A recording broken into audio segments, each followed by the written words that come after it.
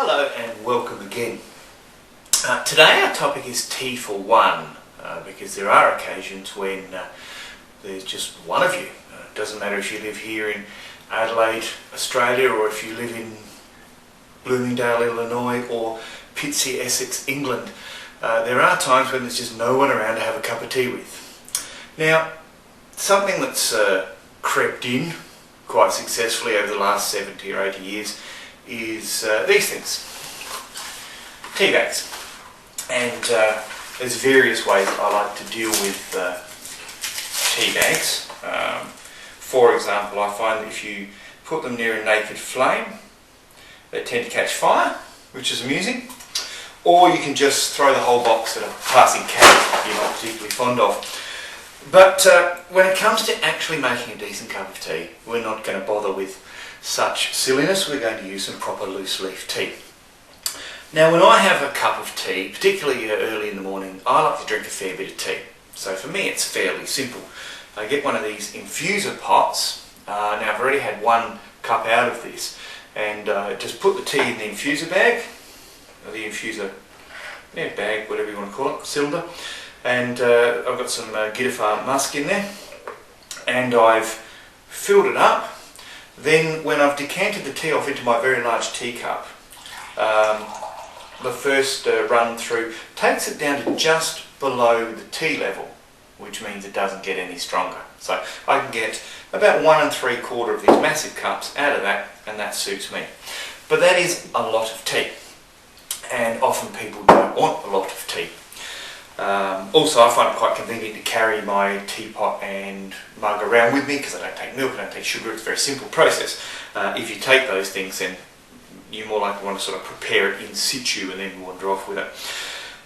Now, one of the things that I like for tea for one is one of these things, a in-cup infuser. So this is made of glass or ceramic. This is a ceramic one. And it sits inside a cup. Now, in this occasion, it came with a nice cup. I've since broken, but it fits inside of most of these mugs. Often they have a lid, which is very nice to keep the tea warm. And under certain circumstances, these are really, really good. So here I've got a Singapore white jade, and it is a nice, big, huge leafed tea, as you can see. So if I drop that in there, I have really no problems with it. A little bit more. And a great tea it is. So put that in there, put the water on. Sometimes the tea blocks the holes and you have to wait for it to sink down a little bit, make a few bubbling sounds, and then we add a bit more. Put the top on, and that can brew away there. Quite nice.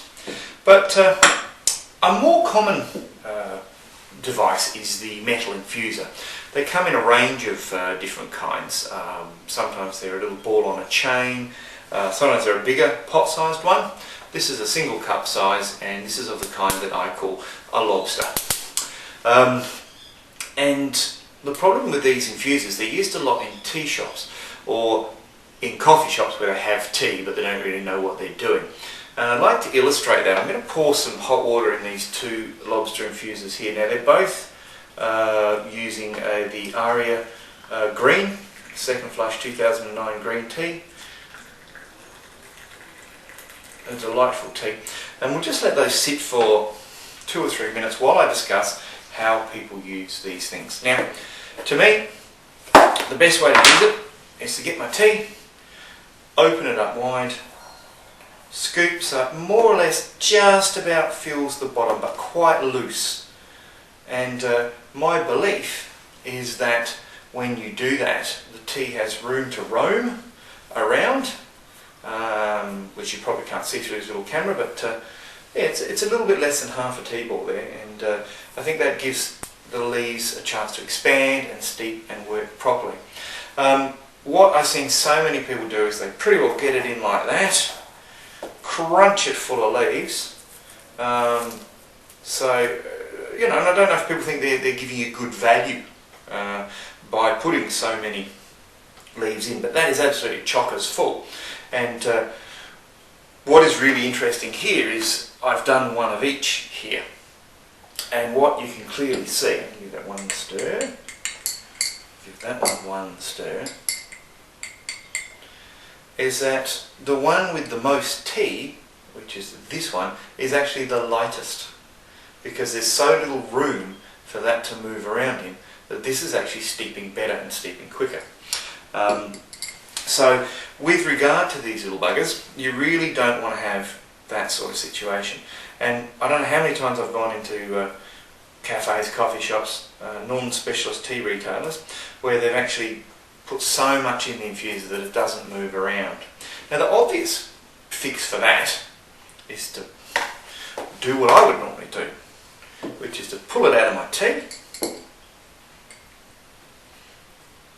fling the surplus leaves away, and tuck it back in. You'd be amazed how many cafes don't seem to like the concept that you've dumped tea leaves all over their table. Maybe it's just the places I frequent.